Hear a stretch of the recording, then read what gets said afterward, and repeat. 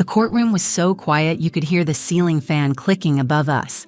My ex-husband stood, straightening his expensive suit like he was auditioning for sainthood. His voice didn't shake. It was smooth, practiced.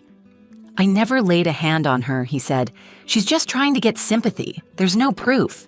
His lawyer nodded, lips pressed into that smug little smirk he wore every time I was told to calm down, sit still, or move on. I didn't say a word. I kept my hands folded tightly in my lap, digging my nails into the soft skin of my palm just to stay grounded.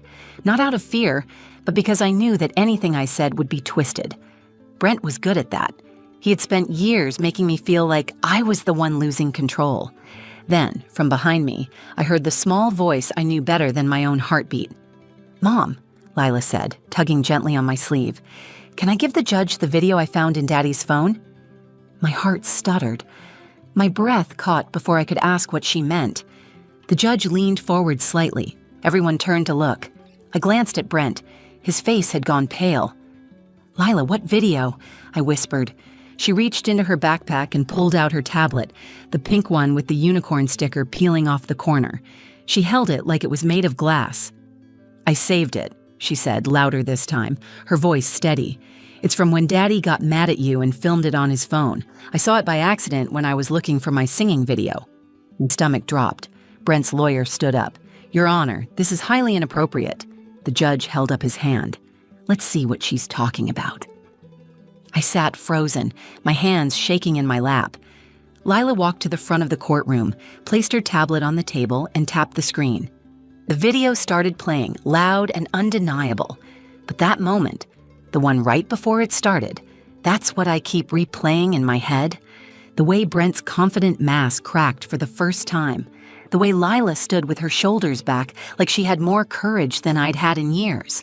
The way the judge didn't hesitate. You see, for years I thought my silence protected my daughter. But it turns out she was the one watching, listening, remembering. And in the end, she was the one who made them all hear the truth. I didn't grow up dreaming of a perfect marriage. I just wanted something safe, stable, something different from the chaos I was raised in. So when I met Brent, I thought I had finally found that. He was charming, attentive, the kind of man who opened car doors and made waitresses laugh. He looked like someone people respected, and I think that's what hooked me at first. I was 24, working 2 jobs and completely exhausted. He made me feel like I could breathe. We got married after a year of dating. Everyone said it was fast, but I wanted to believe that good things didn't always need time to prove themselves. When I found out I was pregnant with Lila, Brent cried. He told me we were going to be a perfect family. I believed him. It started small. Comments about how I dressed, jokes that felt more like warnings, a cold silence when I disagreed with him in front of friends. The first time he slammed a door so hard it cracked the frame, Leila was 3 months old. I told myself he was tired, stressed. He was still a good father, I said. He never hurt her, only me. By the time Lila was 5, I had learned how to predict his moods the way other people checked the weather. I knew how to smile when my chest was tight, how to excuse myself quietly from a conversation when I saw his jaw twitch. I stopped going to family events. He didn't like my sister. Jessa said she filled my head with drama. The truth was, Jessa saw through him from day one. One night, after Brent shoved me hard enough that I hit the edge of the kitchen counter, Lila walked in. She didn't scream or cry. She just stood there, holding her little stuffed bear, her eyes wide and blank. He stormed off to the bedroom. I knelt down, tried to smile like it was nothing. "It's okay, baby. Mommy's okay." She looked at me for a long time. Then she asked, "Do daddies yell like that when they love you?" That question undid me. I called Jessa the next morning. She drove over without asking for details and helped me pack. I took Lila and left with 2 suitcases and a savings account I'd been building in secret for months. I moved into a tiny 2-bedroom apartment across town. The ceilings leaked, the walls were thin. But for the first time in years, I could breathe without waiting for someone to explode. I filed for full custody. I had no criminal charges, no official police reports, just a history of emotional and physical abuse I had never documented. My lawyer warned me it might be hard to prove. Brent had money, connections, and the image of a perfect suburban dad. He wasn't going down without a fight. Brent's lawyer filed a countersuit claiming I was emotionally unstable and trying to alienate him from his daughter. He said I was vindictive and dishonest. It was like being punched all over again, just in public this time. Every hearing felt like a game I didn't know the rules to. Brent was polished, calm, always with a slight smile, as if he knew something I didn't. Meanwhile, I was in therapy, working 2 jobs and trying to help Lila sleep through the night again. She had started flinching at sudden sounds. She asked a lot of questions she never used to ask. Why do daddies have rules but mommies get punished? Why does daddy say you're lying? Why do I have to visit if I don't want to? I kept every text he sent. I took pictures of the bruises he left during custody drop-offs when no one was around. I recorded how Lila acted when she came home from visits, clingy, withdrawn, sometimes quiet for hours. I gave everything I had to my lawyer, but it always came back to the same line. There's no solid evidence. Still, I held the line. I didn't yell in court. I didn't cry in front of the judge. I stayed calm, collected, and exhausted beyond anything I'd ever known. Because I had one job, protect my daughter. And I thought I was doing it. I thought I was shielding her. But the truth was, she saw everything. She remembered everything. And when I thought all hope was lost, she was the one who stood up and gave the judge the truth I couldn't. The courthouse always smelled like bleach and old paper. I sat on the hard bench outside the courtroom, knees bouncing, hands locked together so tightly my knuckles ached.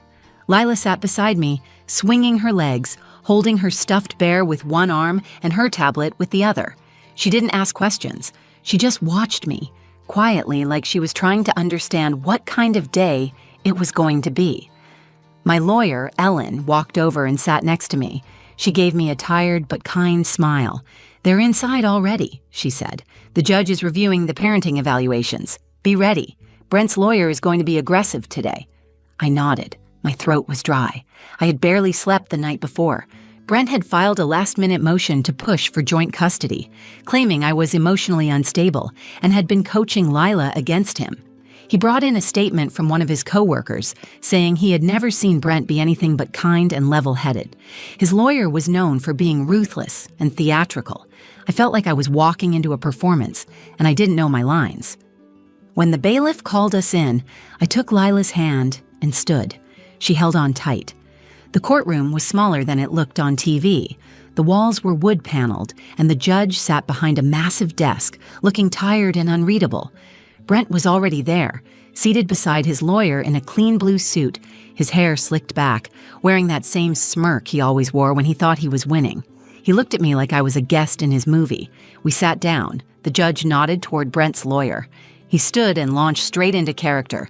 "Your Honor, my client has made every effort to maintain a healthy, stable relationship with his daughter, despite the mother's repeated attempts to alienate him.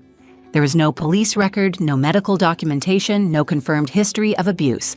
My client asserts that the accusations brought against him are not only false, but emotionally manipulative. We are requesting that full custody be shared equally between both parents."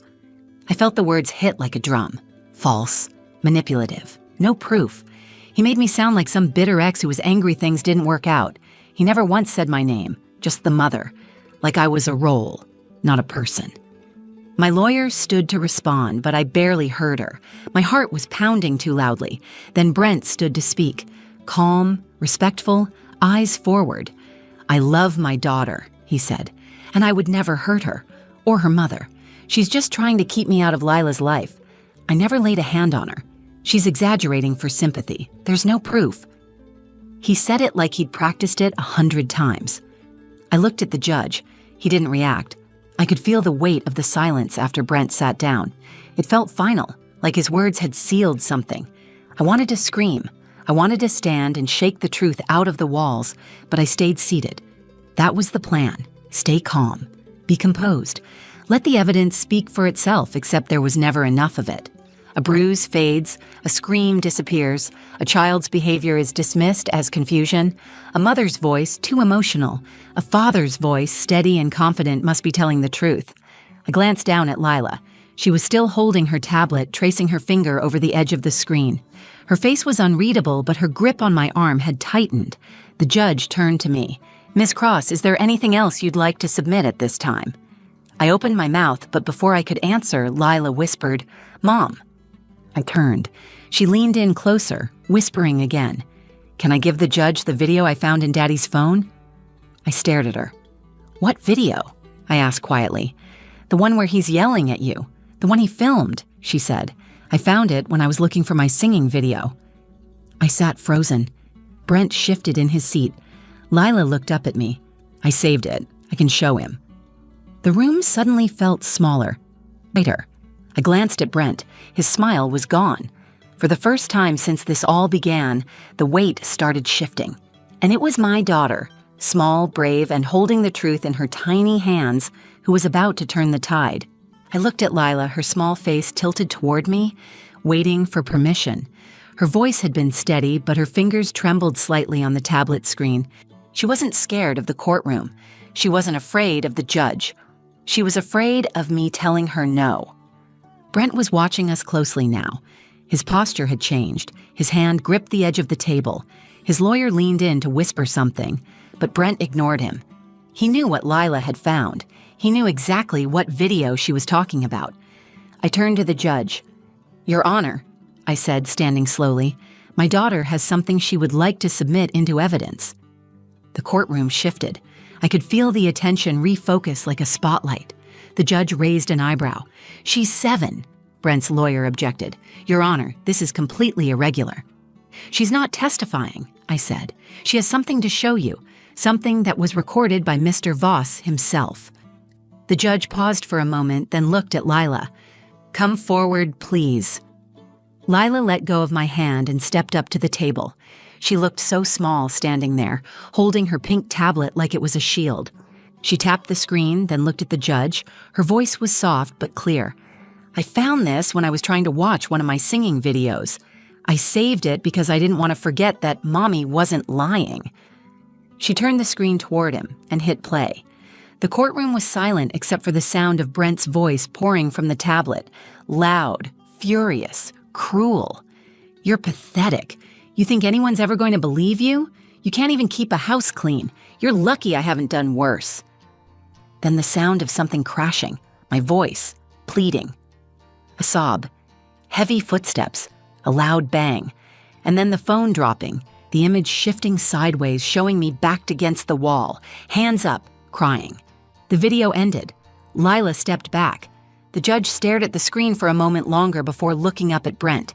His voice was flat and firm. "Is this you, Mr. Voss?" Brent didn't answer. His lawyer stood quickly.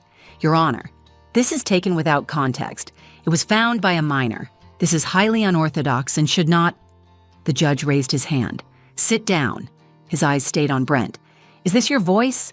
Is this your recording?" Brent's lips moved, but no words came out. His confidence had drained from him completely. The judge turned back to me. "Miss Cross, did you know this video existed before today?" "No, sir," I said. "I had no idea. My daughter found it on his phone while she was visiting. She airdropped it to her tablet." Lila held it up. "I wanted to keep it, in case he said it didn't happen." I could see the courtroom clerk writing quickly. The bailiff shifted slightly. Brent's face was blank, like he had left the room without standing up. The judge leaned back in his chair. He didn't deliberate. He didn't ask another question. "This changes everything," he said. "Custody will not be shared. Primary custody is awarded to Ms. Cross, effective immediately. Mr. Voss, you will be granted supervised visitation only pending review. This court will also be notifying Child Protective Services and reopening the petition for a domestic violence restraining order." He paused, then added, "This video is now court evidence." "Thank you, Lila, for showing the truth." I reached out to take my daughter's hand, but she wrapped her arms around me instead. She held on so tightly it made my chest ache, not from pain this time, but from something deeper. Relief, gratitude, pride. I thought I had been protecting her, but the truth was she had been watching everything. And when the moment came, she didn't freeze. She didn't hide. She stood up and gave a voice to the truth I had carried alone for years. Brent was still sitting there, frozen in his seat. The mask had finally cracked, and for the first time in a long time, he had nothing to say. The courtroom emptied slowly, but I didn't move. I sat there, my arms around Lila, her head resting against my chest, the weight of her body grounding me in a way that felt both surreal and necessary. I had prepared myself to lose again, to walk out of there carrying the same ache I had grown used to. But everything had changed in a single moment. Not because I had proven anything, but because Lila had. The judge left the bench, papers in hand, but his words echoed in my mind. This changes everything. A clerk approached us gently and asked if we needed an escort to our car. I shook my head. My hands were still shaking, but I had never felt so steady inside. I looked at Brent as we stood to leave. He hadn't moved. His lawyer was packing up papers quickly, avoiding eye contact with everyone. Brent kept his eyes on the table, jaw tight, shoulders stiff. The man who had once looked untouchable now looked like he was waiting for the floor to open beneath him. Lila looked up at me. "Are we going home now?" I nodded. "We are." Outside the courthouse, the sun felt too bright. I hadn't expected to leave feeling lighter. The years of pressure I had carried on my chest had started to lift, like someone had finally reached in and pulled away the weight. We walked to the car in silence. Lila held my hand the whole way. Once she climbed into the back seat, I paused before closing her door. "Why didn't you show me the video earlier?" I asked gently. She looked up from her tablet. "I didn't know if I was allowed. Daddy said not to talk about anything unless someone asked. But then you were so quiet in court, and he said bad things again, and I got mad. I remembered the video and thought maybe the judge would believe you if he saw it." She spoke like it was the most obvious thing in the world, like courage was something you just pull out of your backpack when you need it. I didn't know whether to cry or laugh, so I smiled instead. "You did the right thing," I said. "I'm proud of you." We drove home. I didn't turn on the radio. I didn't talk much. I just kept looking in the rearview mirror at her, sitting quietly, legs swinging, a soft hum under her breath as she traced shapes on her tablet screen. She looked peaceful for the first time in weeks. When we pulled into our apartment complex, my sister Jessa was waiting outside. She had been checking in every day since the custody hearings began. The second she saw my face, she walked straight to me and pulled me into a hug. "What happened?" she whispered. I didn't need to say anything. Lila beat me to it. "I showed the judge the video," she said, hopping out of the car. "The one Daddy made when he was yelling at Mommy. He believed us." Jessa looked at me, stunned. "She showed him a video? Where did it come from?" "From his phone," I said. "He recorded it. She found it." Jessa blinked, then shook her head. I always knew that girl was special. We walked inside together. That night, I let Lila fall asleep in my bed, curled under the blankets beside me. I watched her breathe, calm and steady, and I realized what had just happened wasn't the end of the fight. But it was the first time the truth had stood taller than the lie. The court had seen who Brent really was, and more importantly, so had Lila. Not because I told her, not because I forced her to believe me, but because she had witnessed it herself and had the strength to speak up. I thought about how many women never get that moment. How many are still sitting in silence, praying someone will believe them without needing proof. I didn't get justice because I was loud enough or brave enough. I got justice because my daughter, a little girl who had seen too much too soon, refused to let the lie win. And because of her, everything was different now. It's been 8 months since that day in court. Lila and I are still in the same apartment, but it feels different now, lighter, brighter. Not because the space changed, but because we did. We stopped surviving and started living. There are no more sudden outbursts behind closed doors, no more flinching when the door opens, no more quiet panic when the phone rings from an unknown number. Brent still calls sometimes. He leaves voicemails asking for another chance at supervised visits. His tone has shifted. It's no longer demanding, it's desperate. I send them straight to my lawyer. The judge's ruling stands. Lila doesn't have to see him. She doesn't ask about him either. In therapy, she's made progress. Her questions now are different. She no longer asks if yelling means love. She asks why some people stay angry when they don't get their way. She's learning that someone hurting you is never your fault. that keeping a secret to protect the person who hurt you is not love. It's fear dressed up as loyalty, and she's done being afraid. One afternoon, she asked me if I remembered the video. I told her I did. I asked if she wanted to delete it. She shook her head. I don't want to forget what happened. Not because I'm scared, but because it helped us. She doesn't watch it, but she keeps it stored in a locked folder, just in case someone ever questions the truth again. I didn't tell her to do that. She made the choice on her own. I used to believe staying silent was a form of strength, that if I just held it together long enough, the storm would pass and we'd be okay. But silence doesn't protect, it hides. And when you live in hiding long enough, you start to forget what safety really feels like. Lila reminded me of that. She reminded me that truth, no matter how terrifying or messy, has power. It makes people uncomfortable. It shifts rooms. It ends lies that have lived too long. I've started speaking at support groups now, not because I have all the answers, but because I finally understand the value of being heard. When I sit in those circles and look into the eyes of other women who feel invisible, I tell them what I wish someone had told me. You don't need bruises to prove your pain. You don't need to wait until he crosses some invisible line. You're allowed to leave before it gets worse. And most importantly, your child doesn't need a two-parent household. They need a safe one. The court didn't save me. The law didn't swoop in and fix everything. What changed my life was a 7-year-old girl who refused to let the truth stay hidden. She didn't do it to win. She didn't do it to hurt anyone. She did it because she believed I deserved to be heard. That moment replays in my mind often. Lila holding her pink tablet, standing in front of the judge without fear. She never looked back at Brent. She looked forward, at the truth, at the future. She was the smallest person in that courtroom, but she was the one who carried the most power that day. And I carry that with me now. Every time I doubt myself, I remember that even when I was drowning, I raised a child brave enough to speak up when I couldn't. We're not the same people we were. I'm no longer the woman who explained away bruises or apologized for walking on eggshells. I'm a mother who listens more carefully now, who doesn't tell her daughter to be quiet just to keep the peace, who no longer measures strength by how much she can endure, but by how boldly she can protect the life she's rebuilding. And Lila is not just a survivor. She's a truth teller, a protector, a reminder that sometimes the most powerful voices come from the smallest people. We live differently now. We laugh louder. We sleep peacefully. We speak without fear. And we never, ever apologize for telling the truth. If this story moved you, if it reminded you of someone you know, or maybe even your own story, please know you're not alone. There is strength in your voice. There is power in being believed. And sometimes, the most unexpected heroes are the ones sitting quietly beside us, watching, learning, and waiting for their moment to speak. If you found meaning in what you just heard, take a second to like this video.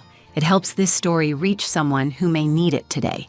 Share it with anyone who's been through something similar or who needs to be reminded that the truth matters, no matter how long it's been hidden. I would love to hear your thoughts, your stories, or even just one word that stood out to you. Drop a comment below. I read every one of them, and if you want more stories like this, real, raw, and honest, subscribe to the channel and hit the notification bell so you don't miss what's coming next. Thank you for watching. Thank you for listening. And most of all, thank you for believing survivors.